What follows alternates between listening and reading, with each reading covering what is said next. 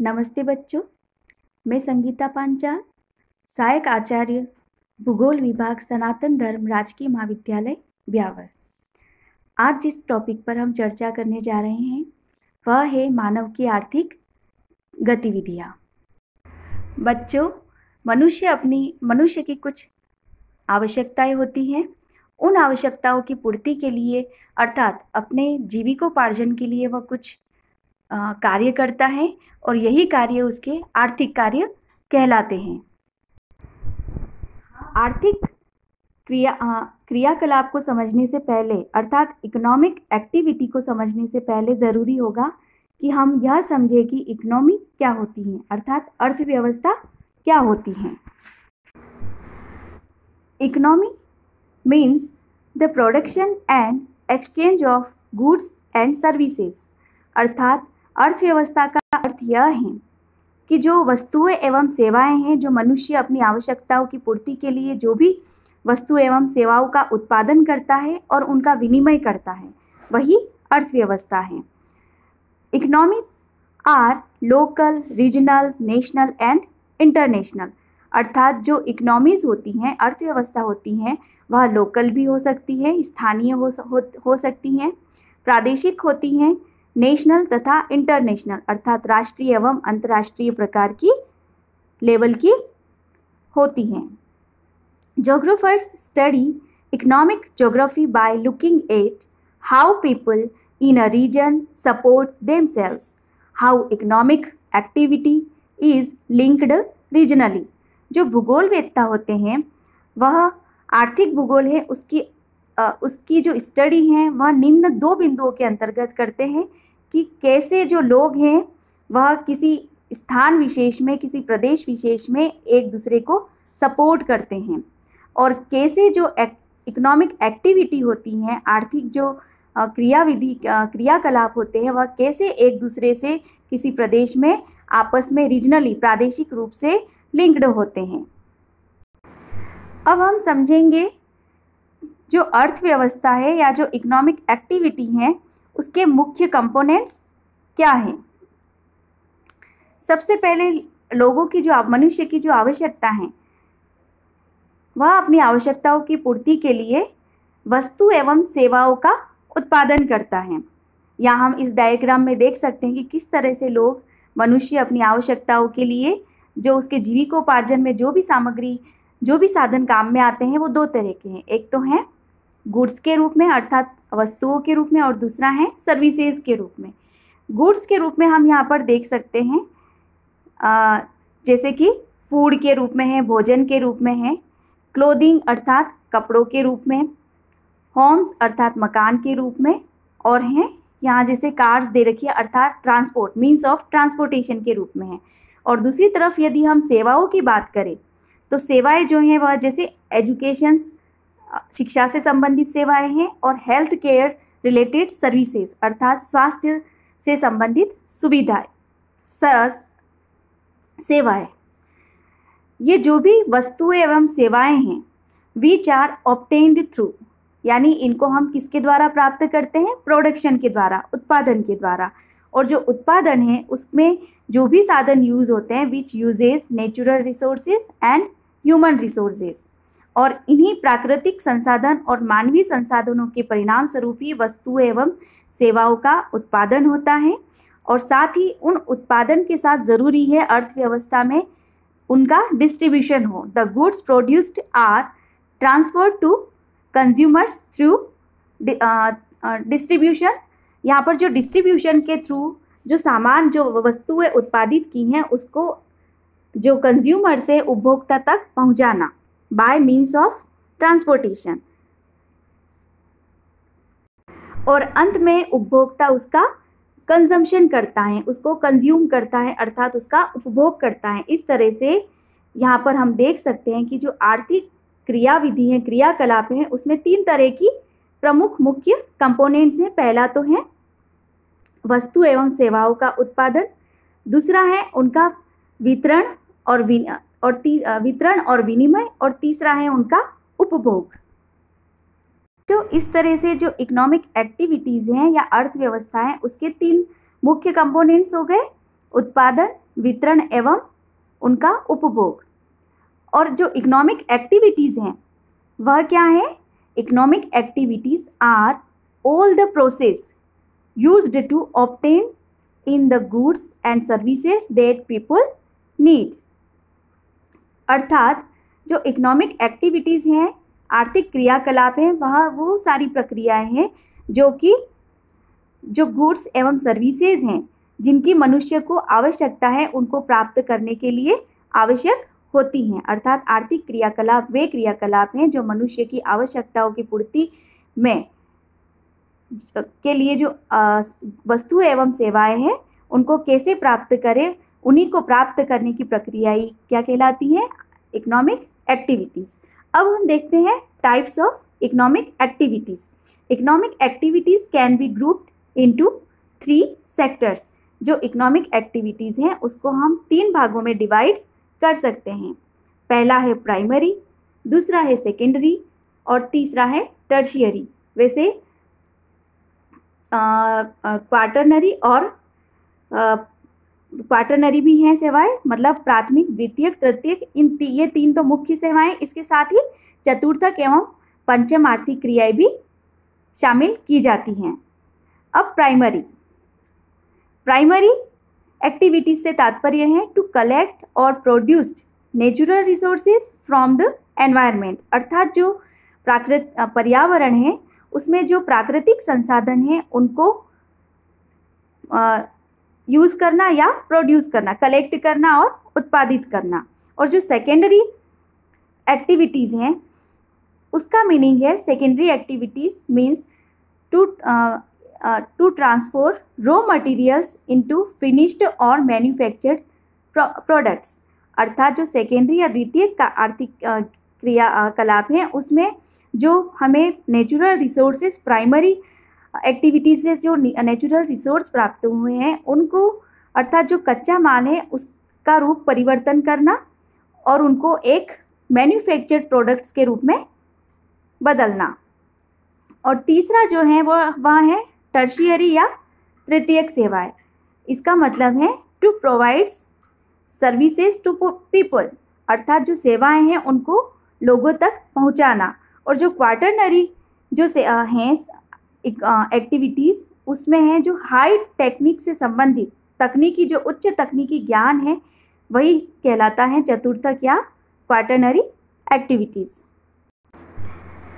बच्चों, इस तरह से हम देखते हैं कि कैसे जो अर्थव्यवस्था है उसका कार्यक्षेत्र में मनुष्य की जो आर्थिक क्रियाएं हैं उसका भौगोलिक अध्ययन किया जाता है।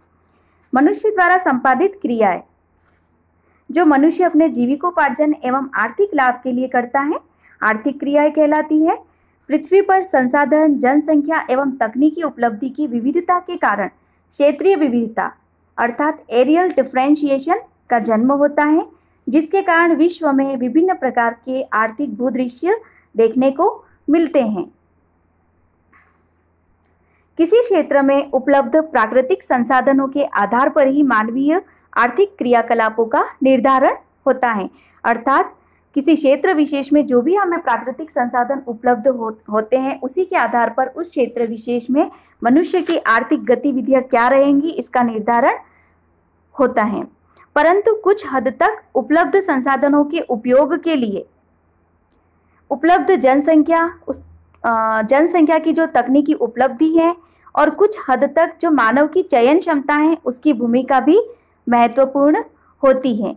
यही कारण है कि विश्व में उत्पादन, उपभोग व वितरण संबंधी विविधता देखने को मिलती है। किसी भूभाग में प्राथमिक क्रियाओं की तो किसी भूभाग में द्वितीयक तो किसी क्षेत्र में तृतीयक आर्थिक क्रियाओं की प्रधानता पाई जाती है। आर्थिक भूगोल में मानवीय आर्थिक क्रियाओं का अध्ययन महत्वपूर्ण है क्योंकि मानव ही आर्थिक भूगोल का निर्धारण करता है। मानव द्वारा की जाने वाली उत्पादन संबंधी इन आर्थिक क्रियाओं को, जैसे कि हमने पहले ही स्पष्ट कर दिया कि कुछ विद्वानों ने इसे मुख्य रूप से 3 वर्गों में बांटा है तो कुछ ने इसे 5 वर्गों में विभक्त किया है। इन्हें अर्थव्यवस्था के कार्य क्षेत्र भी कहते हैं या फिर इन्हें अर्थव्यवस्था के सेक्टर्स भी कह सकते हैं, जिनमें विभिन्न आर्थिक क्रियाओं की अपनी विशिष्ट प्रकृति होती है। सबसे पहले है प्राइमरी सेक्टर या प्राथमिक क्रियाएं, प्राइमरी एक्टिविटीज। बच्चों, प्राइमरी सेक्टर्स अर्थात प्राथमिक क्रियाओं में वे समस्त क्रियाएं शामिल की जाती है जिसके अंतर्गत होने वाला जो उत्पादन है वह प्रत्यक्ष रूप से भूमि से अंतर संबंधित होता है। भूमि से अर्थात प्रत्यक्ष रूप से हम कह सकते हैं प्रकृति से अंतर संबंधित होता है, वे प्राथमिक व्यवसाय कहलाते हैं। इन आर्थिक क्रियाओं का संबंध पृथ्वी के प्राकृतिक संसाधनों के दोहन से है और उत्पादन चक्र इन्हीं क्रियाओं से प्रारंभ होता है। अर्थात प्राथमिक क्रियाएं वे क्रियाएं हैं जो कि प्रत्यक्ष रूप से पृथ्वी या भूमि से संबंधित है या प्रकृति से संबंधित है, और जो प्रकृति से हमें संसाधन प्राप्त होते हैं, प्राकृतिक संसाधन, उनके दोहन से संबंधित हैं। पृथ्वी पर मानव के अस्तित्व की जो 95% समयावधि में क्रियाकलाप जो रहे हैं वह जीवन निर्वाह के प्रमुख साधन रहे हैं। प्रकृति या भूमि से प्रत्यक्ष रूप से संबंधित होने के कारण इन्हें प्राथमिक उत्पादन भी कहते हैं। इसके अंतर्गत जो मुख्य रूप से कार्य किए जाते हैं वह है शिकार करना, मछली पकड़ना, जो वनीय क्षेत्र हैं वहाँ से वनीय क्षेत्रों में विभिन्न वन्य वस्तुओं का एकत्रीकरण करना, विकासशील देशों की श्रम शक्ति का इस तरह से पशुपालन करना, लकड़ी काटना, आदिम ढंग से कृषि करना, खनन कार्य आदि आर्थिक क्रियाओं को सम्मिलित किया जाता है। वर्तमान में हम देखें तो जो विकासशील देश हैं वहाँ की श्रम शक्ति का अधिकांश या बड़ा हिस्सा प्राथमिक क्रियाओं में लगा हुआ है, जैसे कि नेपाल, रवांडा, नाइजर आदि देशों की जो 20% श्रम शक्ति है वह प्राथमिक क्रियाओं में ही संलग्न है।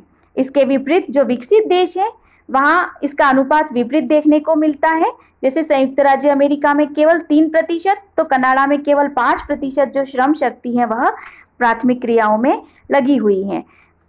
और प्राथमिक क्रियाओं में जो लोग रहते हैं उनकी जो बाह्य प्रकृति है उसके कारण उनको रेड कॉलर श्रमिक भी कहते हैं। अब है द्वितीयक या सेकेंडरी एक्टिविटीज।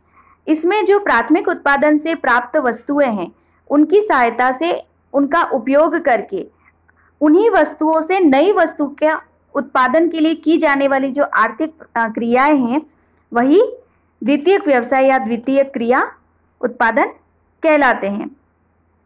जैसे द्वितीयक क्रियाओं में क्या किया जाता है, इनमें पदार्थों का रूप परिवर्तन किया जाता है और उसे और अधिक उपयोगी और मूल्यवान बनाया जाता है, जैसे कि तांबे को गलाना है, इस्पात निर्माण है, कपास के वस्त्र निर्माण है आदि तरह की जो भी आर्थिक गतिविधियां हैं वह द्वितीयक क्रियाओं में शामिल की जाती हैं।